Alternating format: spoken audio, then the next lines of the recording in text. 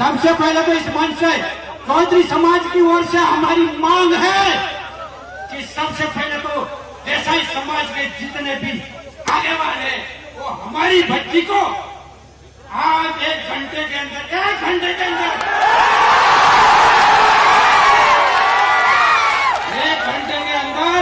वापस करने का नहीं बोल रहे। 1 घंटे के अंदर इसी मंच पे मीडिया, सोशल मीडिया या इलेक्ट्रिक मीडिया पे आके और गारंटी लेके हमारी बच्ची को कुछ नहीं होगा। आप क्या बता रहे हो? आपको क्या पता है?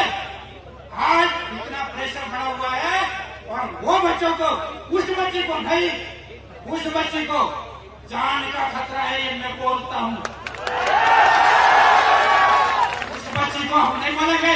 अगर उसको जाना होगा तो बात की बात है, लेकिन अगर 2 साल तक समाज के इतने आगेवान और इतने नेता करके एक उसके माँ बाप को उस बच्ची से न फोन पे बात करवा पाया और न मिला पाया, ये हमारी दुर्गति का कारण है।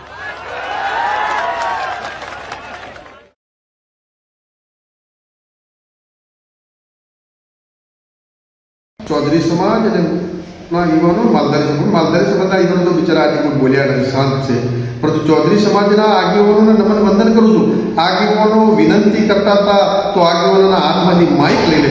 ચૌધરી સમાજ બિલકુલ સંસ્કારી અને શાંત સમાજ છે। આ ચૌધરી સમાજને રબારી સમાજને ઉશ્કેરવાનું કામ 5-6 જણાએ કર્યું છે। એ લોકોને મહેરબાની કરીને ભગવાન સદબુદ્ધિ આપે।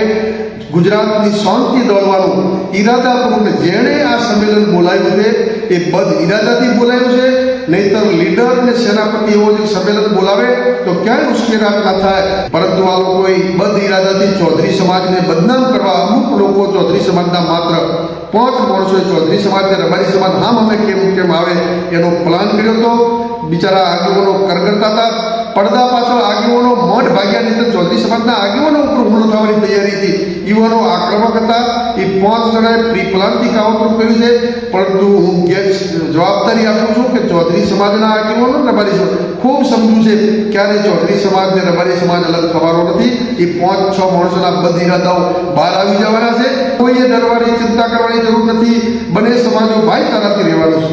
1-2% લોકો ખરાબ હોઈ શકે, કોઈ આખો સમાજ ન હોય, એટલે કોઈએ પણ ચૌધરી સમાજ વિરુદ્ધમાં માલધારી સમાજે કોમેન્ટ ના કરવી। અને ચૌધરી સમાજના આગેવાનો તો હર હંમેશા ખૂબ સમજુ છે આ 2-5 લોકોએ જે બદ ઇરાદાપૂર્વક રબારી સમાજની ઉપર હુમલો કરાવવાના કાવતરાના ઈરાદે ચૌધરી સમાજને બદનામ કરવા 5 લોકો જે કામ કર્યું છે એને ભગવાન સદબુદ્ધિ આપે।